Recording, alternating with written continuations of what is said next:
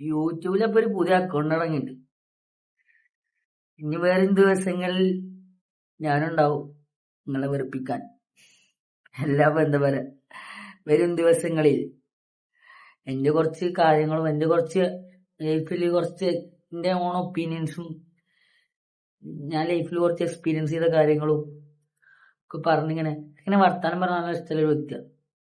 പിന്നെ പൊതുവെ social anxiety ഉണ്ടാകുന്നു, അതൊക്കെ മാറ്റാലോ. ഈ ക്യാമറന്റെ മുന്നിലേക്ക് വരാനും വീഡിയോസിന്റെ മുന്നിലേക്ക് വരാനും നല്ല സോഷ്യൽ ആൻസൈറ്റി ഉള്ള ഒരു വ്യക്തിയും കൂടിയാണ് ഞാൻ.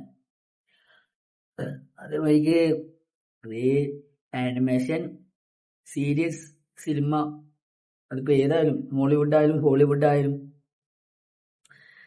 തെലുങ്ക്, തമിഴ്, ഹിന്ദി, ഇംഗ്ലീഷ് എല്ലാതും അതിന്റെ ഒരു അഡിക്ഷൻ കൂടിയാണ്, ഒരു പ്രാന്തനും കൂടിയാണ്. അല്ലെങ്കിൽ സിനിമ, ഫാന്റസി ആയാലും ഏത് ജാനറായാലും ഇഷ്ടമാണ്.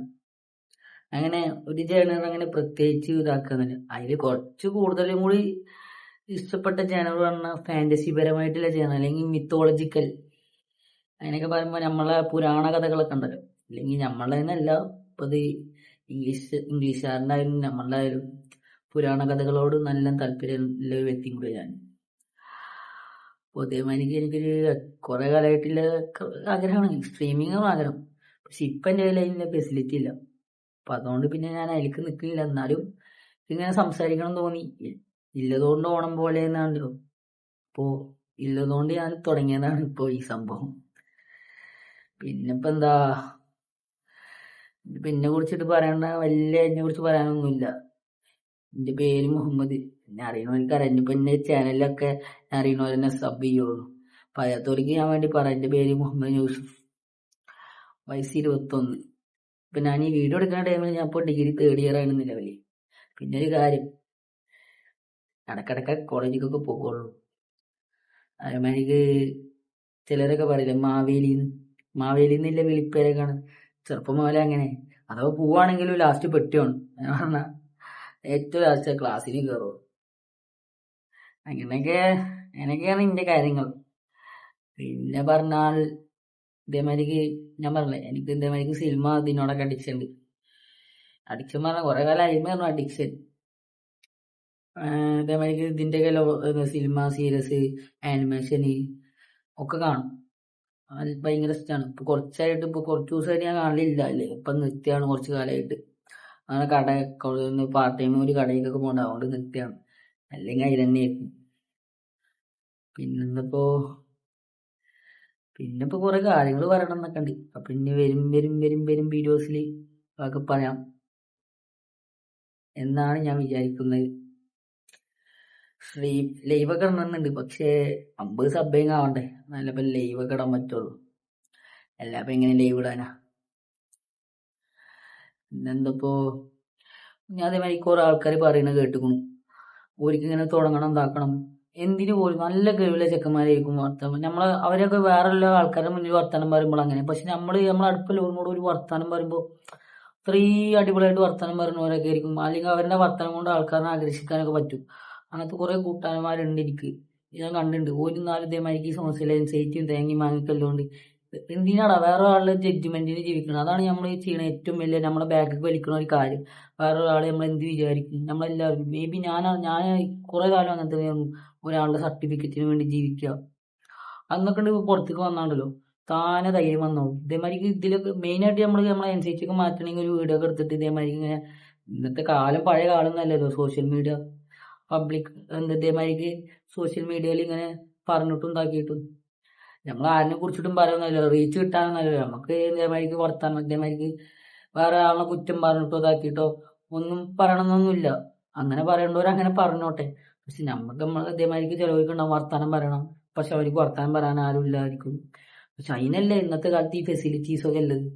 ഇന്നലെ സോഷ്യൽ മീഡിയയിൽ വല്ലതും എടുത്തിട്ട് നിങ്ങൾക്ക് അറിയണ കാര്യങ്ങൾ പറയാം. അപ്പൊ അവർക്ക് അറിയണ കാര്യങ്ങൾ നമുക്ക് പറഞ്ഞുതരും. അങ്ങനെ നമുക്ക് കുറെ പഠിക്കാലോ. പറയുകയാണെങ്കിൽ നമുക്ക് അങ്ങനെ കുറെ കാര്യങ്ങൾ പഠിക്കാലോ. നമ്മൾ ആരെ കുറിച്ചിട്ടൊന്നും പറയണമില്ല, ഒന്നും വേറെ ഒന്നും ഇതാക്കണമില്ല. അതിനെ കുറിച്ച് ഒന്നും ഉണ്ടായിരിക്കും. നമുക്ക് പറയുന്ന കാര്യങ്ങൾ ഇങ്ങനെ പറഞ്ഞിട്ട് എല്ലാവരും തുടങ്ങണം എന്നൊക്കെ വിചാരിച്ച് തുടങ്ങുക, അല്ലെങ്കിൽ വല്ല കാര്യങ്ങളും മനസ്സിൽ ഇതേമാതിരിക്ക് ചെയ്യണം എന്നൊക്കെ വിചാരിച്ച് ചെയ്യുക. പിന്നെ അത് ചെയ്യാതിരുന്നിട്ട് അതിനെ കുറിച്ചിട്ട് റിഗ്രറ്റ് അടിച്ചിട്ട് കാര്യമില്ല.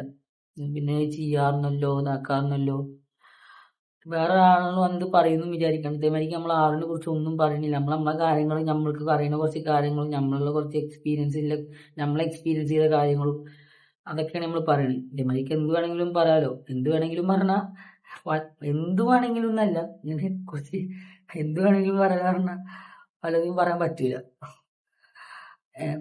പറയേണ്ട കാര്യങ്ങൾ പറയാം, അല്ലാത്ത കാര്യങ്ങൾ പറയാനും പാടില്ല. അങ്ങനെയാണ്. എന്നാലും പറയാലോ കുറച്ച് കാര്യങ്ങളൊക്കെ. അപ്പോ ഇത്രയ്ക്ക് തന്നെ ഉള്ളൂ. പിന്നെപ്പോ എന്താ, സിനിമയ്ക്ക് ഇടയ്ക്കൊക്കെ ഞാൻ എൻ്റെ രീതിക്ക് സിനിമ റിവ്യൂ ഒക്കെ ഇടും. വെറുപ്പിക്കാന്നറിയാം, എന്നാലും നമ്മളിപ്പോ ഒരാൾ വെറുപ്പിക്കുന്ന വിചാരിച്ചാൽ നമ്മളമാതിരി ആരെങ്കിലൊക്കെ ഒരു ഇതേമാതിരിക്ക് മൈൻഡ് സെറ്റ് ഉള്ളവരുണ്ടാവുള്ളൂ. ഞാനും വിചാരിച്ചു ഇതേമാതിരിക്ക് ഞാൻ തന്നെ ഒരു ഓവർ തിങ്കർ അല്ലെങ്കിൽ ഒരു കാര്യം കിട്ടിയാൽ അതിന്റെ ഉള്ളടക്കം ഒക്കെ അറിയണം. ഇതേമാതിരിക്ക് എന്താണ് ഏതാണ് പറഞ്ഞ് ഇങ്ങനെ അതിലേക്ക് ഇങ്ങനെ ചിന്തിച്ചിരിക്കുന്ന വ്യക്തി ഞാനൊക്കെ. ക്യൂരിയോസിറ്റി ഇല്ലത് ഏത് ജനറൽ നോളജിനോടാണെങ്കിൽ എന്ത് കാര്യങ്ങളോടായാലും ഒരു കാര്യം എന്നല്ല, എല്ലാ കാര്യത്തിനോടും ക്യൂരിയോസിറ്റി ഉള്ള വ്യക്തി ഞാനൊക്കെ. അങ്ങനത്തോരുണ്ടാവും, അങ്ങനത്തോരുണ്ടെന്ന് ഞാൻ മനസ്സിലാക്കി. ഇതേമാതിരിക്ക് എന്റെ മൂത്താപ്പാന്റെ മോനും തമിഴ്നാട്ടുകാരനാണ്. ഓൻ ഇതേമാതിരിക്ക് വന്നപ്പോൾ ഞാനും എന്റെ ഒരു വൈബിന് കിട്ടിയവനെന്ന് ഓന്, വൈബിനൊത്ത വ്യക്തിയാണ് ഓന്. ഓനും ഇതേമാതിരിക്ക് അവിടെ നമ്മളെ മാതിരിക്ക് തന്നെയാണ് കുറെ പേര്.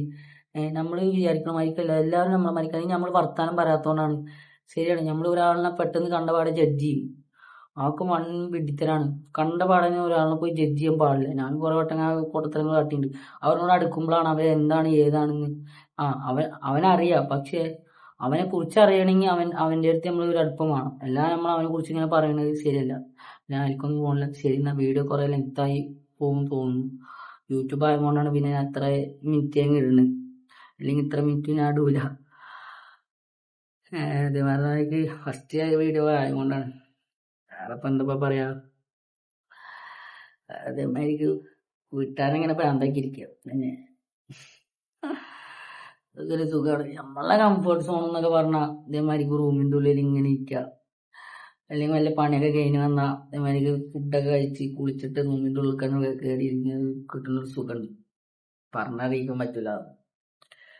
അപ്പോ ഇനി വരുന്ന വീഡിയോസിൽ കുറെ കാര്യങ്ങൾ പറയാം. ഇതേമാതിരി